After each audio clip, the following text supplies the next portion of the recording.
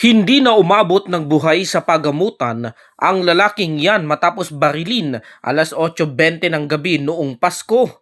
Ang suspect katrabaho ng biktima. Nairita di umano ang suspect sa malakas na tugtog sa speaker ng biktima. Naganap ang pamamaril sa tinutuluyang barracks ng dalawa sa barangay Balong, Tabuk City, Kalinga. Sa initial investigation, naupo lang sila sa basement ng farmhouse na nanonood ng YouTube sa cellular phone na nakakonect sa speaker. So, yun po yung at bigla na lang natumba itong victim natin at nakita po yung kumuripaspas po ng takbo na using a motorcycle itong suspect natin. Tinamaan ng biktima sa likod at tumagos ang bala sa kanyang dibdib na naging dahilan ng kanyang pagkasawi.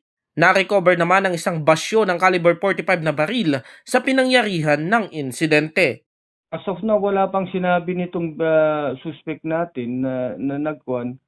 Baka naiingayan dahil medyo YouTube videos sila connected sa speaker nung time na pinutukan niya itong victim natin.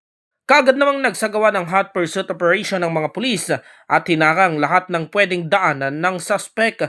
5:30 ng gabi nung Biyernes, December 26, nang kusang sumuko ang suspect sa Tabuk City Police Station.